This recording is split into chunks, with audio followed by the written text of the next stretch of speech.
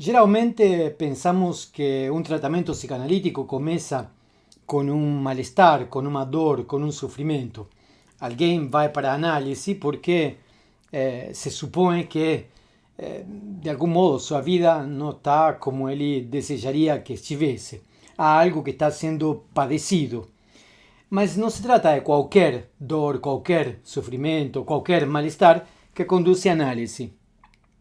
Para poder entender qual é a especificidade desse início do tratamento, vamos tentar recorrer ao início da própria psicanálise, a como Freud, de algum modo, acolheu esses primeiros modos de dor, de sofrimento, que foram acolhidos pela psicanálise e foram levados adiante. Eu sou Daniel Omar Pérez e este é o podcast de Filosofia e Psicanálise. Entre os anos 1880 e 1895, o Dr. Sigmund Freud, que já tinha estudado medicina em Viena, que já tinha passado por uma residência médica em Paris, agora começa a trabalhar, está trabalhando em Viena com o Dr. Joseph Breuer. Joseph Breuer nasceu mais ou menos em 1842, nació en 1842 y murió en 1925. Quiere decir que su trayectoria es entre o final do século XIX e o início do século XX, justamente quando é o surgimento e o desenvolvimento da clínica psicanalítica. Breuer então trabalha com Freud, Freud trabalha com Breuer. Breuer era um médico mais velho, mais experiente. Então Freud trabalha com Breuer em alguns casos que foram publicados com o título de Estudos sobre a Histeria. Esses textos, esses estudos sobre a histeria, publicados em 1895, compõem 5 casos, alguns de Freud, alguns de Breuer, e um estudo denominado Psicoterapia da Histeria. Então, esses 5 casos e esse estudo, esse texto teórico, Psicoterapia da Histeria, compõem um livro que eu diria, um texto que eu diria é a porta de entrada da psicanálise. Muitas vezes se entende que a psicanálise nasce com a interpretação dos sonhos em 1900 e os textos anteriores à interpretação dos sonhos seriam denominados de textos pré-psicanalíticos, ou de algum modo da pré-história da psicanálise. Bom, essa pré-história de algum modo tem quase que boa parte dos conceitos, das noções do dispositivo clínico que Freud vai desenvolver no século XX.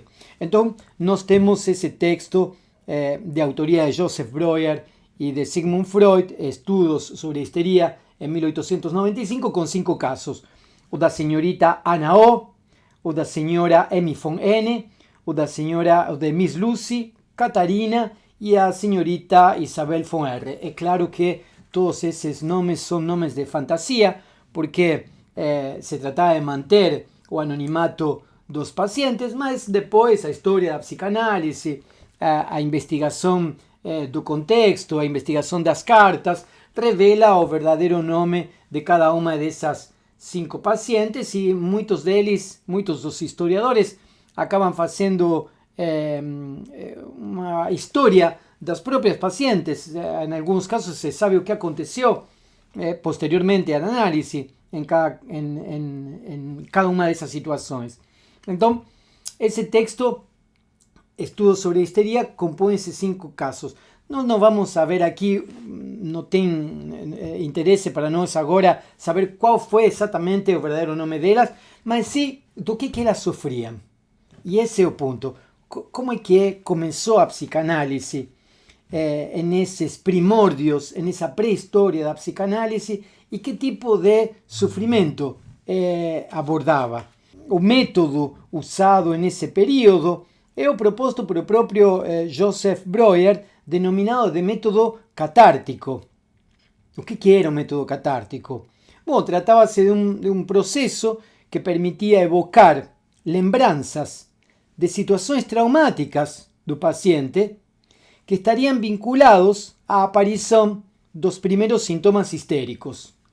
Então, se supõe que existem eventos traumáticos na história do paciente que desencadeiam sintomas histéricos e o método catártico o método de Joseph Breuer consistiria em relembrar aqueles eventos traumáticos que muitas vezes estão esquecidos, estão de algum modo jogados para um canto da memória desse paciente e de alguma forma se traz para o presente isso e dessa forma se produziria a cura, poderíamos dizer assim. E na medida em que o paciente falava sobre esses eventos, em análise, em um processo de trabalho com o médico, traziam esses eventos, parecia se revivir intensamente, de acordo com Freud e com Breuer, aquela situação, e se evocava a emoção ligada ao evento.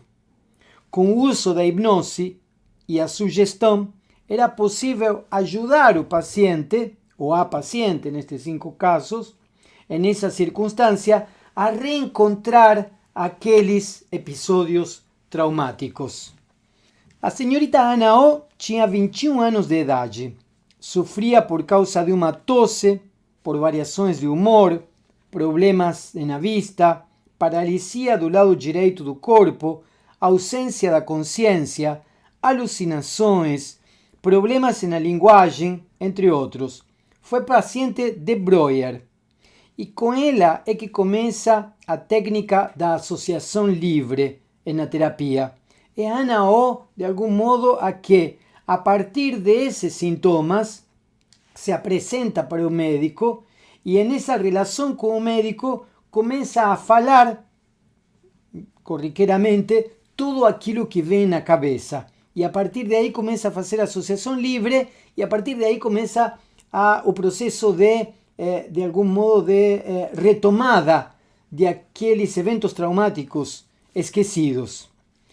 A senhora Amy von N, ela tem, quando está em análise, tem 41 anos de idade, era viúva, tinha vários sintomas psíquicos como angústia, depressão e fobias.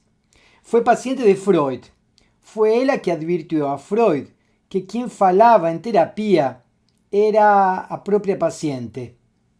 Há uma célebre frase de Amy von N, onde Amy fala para Freud: não fale nada, não toque em mim.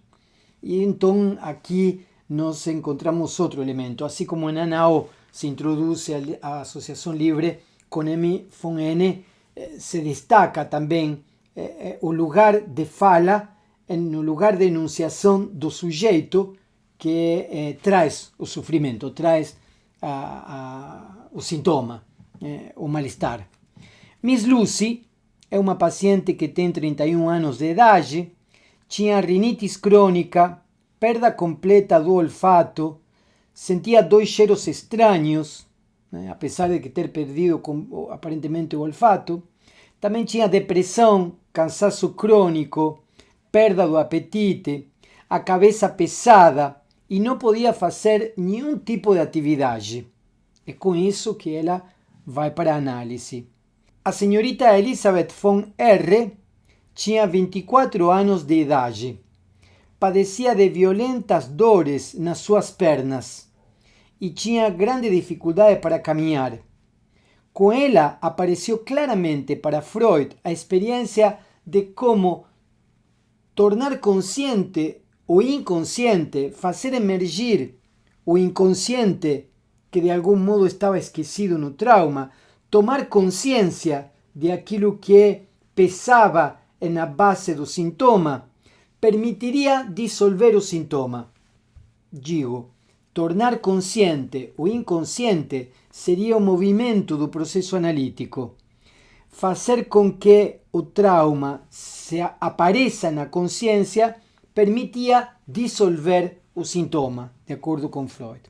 Esses 5 casos estão bem detalhados, então, nos estudos sobre histeria de 1895 e mostram tanto o tipo de dor, de sofrimento, de mal-estar que cada uma dessas pacientes traz para a consulta com o médico, quanto também nos mostram os procedimentos técnicos do nascimento da psicanálise, mas também os procedimentos técnicos da prática psicanalítica durante todo o século XX.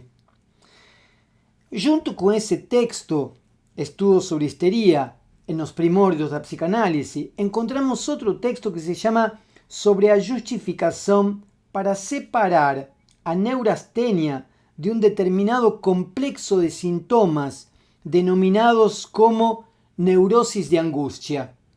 É um texto de 1894-1895. É interessante ver que Freud já terminou sua residência, voltou para Viena, abre seu consultório, trabalha com outros médicos, recebe casos clínicos, mas ao mesmo tempo estuda, escreve as histórias clínicas, estuda as histórias clínicas e tenta dar conta teoricamente, tenta dar conta de algum modo a partir de um dispositivo teórico que lhe permita acolher essas situações de sofrimento e dar um encaminhamento. Mas justamente nisso ele tenta separar o que é da ordem da histeria do que é da ordem das neuroses de angústia, o que significa um sintoma de conversão, o que significa um sintoma somático.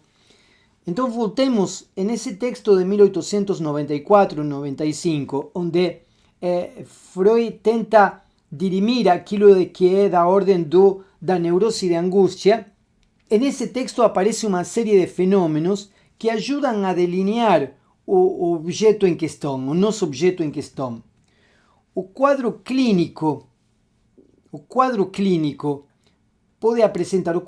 da neurose de angústia pode apresentar excitabilidade geral, hiperestesia auditiva, espera angustiosa, ansiedade, tendência de visão pessimista, hipocondria, sensibilidade moral, medo da própria consciência, escrúpulos exagerados, morais e sociais, aumento do batimento cardíaco, disneia, suor, bulimia, ataques de angústia como arritmia, taquicardia, ataques de asma, ataques de suor, tremores, convulsões, bulimia e vertigem, diarreias, neurastenia vasomotora, parestesia, pavor nocturnus, insônia, problemas de locomoção, fobias atípicas, fobias fundadas em representações obsessivas, sensações de náuseas sobre o estômago e sobre o intestino, provoca uma influência contrária à neurastenia, sensibilidade à dor. Tudo isso aparece na sintomatologia da neurose de angústia. Vejamos então como Freud vai tentando fazer uma listagem, vai tentando classificar tanto os elementos, poderíamos dizer, fenomenológicos ou fenomênicos do paciente, quanto a articulação desses fenômenos. Na teoria freudiana, a neurastenia é originada pela inadequação da ação de descarga da tensão sexual, a economia insatisfatória da energia sexual estaria na origem da neurastenia. Seu sintoma nuclear, ou mais frequente, é uma expectativa ansiosa, ou a angústia flutuante, a irritabilidade, a hipocondria, a angústia moral, a angústia difusa e sintomas somáticos como falta de ar. É interessante então observar que Freud, como dizíamos, acolhe a paciente ou paciente em sua dor, em seu sofrimento, tenta de algum modo observar e descrever o horizonte fenomênico de todos esses sintomas e ao mesmo tempo tenta dar conta teoricamente de qual seria o surgimento desses sintomas. Estamos vendo que se trata de um sintoma histérico que de algum modo tem sua base em um trauma que está esquecido, mas Freud vai introduzir elementos de uma teoria da sexualidade. Ele vai nos dizer que a repressão sexual de algum modo opera para que esse trauma se atualize na forma de um sintoma. Em um manuscrito também da época, estamos ainda nos textos dos anos 1894, 95, 96, na pré-história da psicanálise, em um manuscrito intitulado Manuscrito D, que são manuscritos que estão dentro dos documentos dirigidos a Fliess. En un manuscrito, un médico com o qual Freud tem um grande trato depois de Breuer, aí Freud descreve o mecanismo das neuroses da seguinte maneira: as neuroses como traumas ou como transtornos do equilíbrio provocados pelo impedimento da descarga, tentativas de compensação de eficiência limitada, mecanismo das distintas neuroses em relação com sua etiologia, afetos e neuroses. Aí aparece então o problema da angústia, as neuroses e angústias, as angústias dos pacientes, e Freud tenta dar conta do que seria essa angústia que pesa em cada um desses pacientes que vem com essa dor, ou com a sua dor, para ser mais claro. Não? No final do século XIX, Freud entendia a angústia como a transformação da energia sexual que não podia ser adequadamente descarregada em um objeto, mas também pensou que poderia ser a reação a um perigo. No manuscrito A, outro manuscrito dos extratos dos documentos dirigidos a Fliess, entre os anos 1892 e 99, aparecem algumas noções da neurose de angústia entendida da seguinte forma. Vejam só, Freud entende a angústia como esgotamento devido às formas de satisfação inadequadas da energia libidinal, inibição na função sexual, aparecimento de afetos concomitantes a essas práticas e traumas sexuais anteriores. No manuscrito E de 1894, continuamos em textos da mesma época, encontramos as ideias de tensão sexual e de acúmulo de excitação. Esse é um elemento interessante, então. Temos o sintoma, temos o trauma e temos os traumas sexuais vinculados com o acúmulo de excitação sexual. En otro texto también de 1895, intitulado Obsessões e Fobias, seu mecanismo psíquico e sua etiologia, Freud explica que as fobias, por exemplo, nas fobias, aparece angústia. Nas fobias aparece angústia, enquanto que nas obsessões aparecem estados emocionais como dúvida, remorso ou raiva. Então é interessante ver como a angústia é de uma ordem, a fobia é de uma ordem, a neurose obsessiva é de outra. A fobia conduz a uma certa angústia. Segundo Freud, nessa época, a neurose aparece associada a outros estados emocionais. E isso é que é interessante. O que está em jogo aqui não é destacar a emoção como problema fundamental. A emoção, para Freud, é uma consequência de um mecanismo anterior. Então, em psicanálise, não se trata de abordar a emoção, sino que se trata de analisar a fala do paciente para podermos chegar a um mecanismo que produz essa emoção. Então a emoção não é tomada como elemento originário, sino como elemento secundário. As fobias são partes das neuroses de angústia, vai dizer Freud em 1895.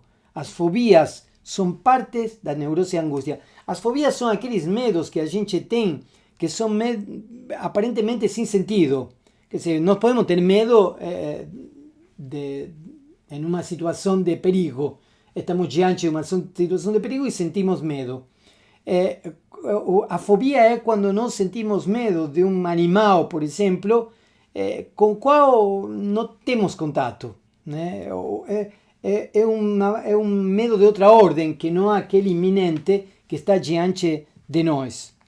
O quadro clínico da neurose de angústia é descrito por Freud da seguinte maneira: irritabilidade geral, acúmulo de excitação, incapacidade de tolerar o acúmulo. Freud também destaca que a expectativa de angústia, a expectativa de um possível sentimento de medo geral, sem representação ao qual se dirigir, pode se transformar em um verdadeiro ataque de angústia. Outro elemento clínico apresentado no texto é que a neurose de angústia pode vir acompanhada da diminuição da libido e, consequentemente, da diminuição do desejo. O afeto de angústia é descrito fundamentalmente como a sensação de incapacidade de lidar com um perigo externo. Assim, segundo Freud, de acordo com Freud, podemos dizer assim, o paciente, diante da incapacidade de lidar com a excitação sexual do próprio corpo, projeta atenção ao mundo externo. Incapaz de encontrar um objeto psíquico onde descarregar, o paciente faz sintoma na angústia neurótica. Daqui se deriva o encaminhamento de trabalho, que consiste em elaborar uma posição do sujeito capaz de encontrar a possibilidade de achar um objeto de escoamento da energia libidinal, reconstituindo assim o circuito pulsional, o modo de descarregar a energia do corpo. Ao mesmo tempo, diminuir a tensão e excitação do corpo que se manifesta na angústia. Sabemos que Freud vai mudar da teoria da angústia no texto de inibição, sintoma e angústia, mas nesses primórdios da psicanálise, Freud então trata esse sofrimento, essa dor, esse mal-estar, que de algum modo vem com um paciente tomado pela angústia, nos casos da neurose de angústia, como uma situação na qual há um acúmulo de excitação e essa excitação precisa ser escoada. O que traz o paciente para análise, de acordo com Freud, pelo menos em seus primórdios, é o sofrimento. O início do tratamento, então, está em um mal-estar que não encontra uma solução, podríamos dizer assim, em um esforço a ser realizado ou em um medicamento a ser tomado. Para finalizar, gostaria de ler um pequeno trecho de início do tratamento, um texto de Freud já de 1913. O primeiro móvel, disse o Dr. Freud, da terapia é o sofrimento do paciente e o desejo de cura daí resultante. A magnitude dessa força motriz é diminuída por várias coisas que apenas no decorrer da análise se revelam, sobretudo o ganho secundário da doença, mas a força motriz mesma deve se conservar até o fim do tratamento. Cada melhora produz uma diminuição dela.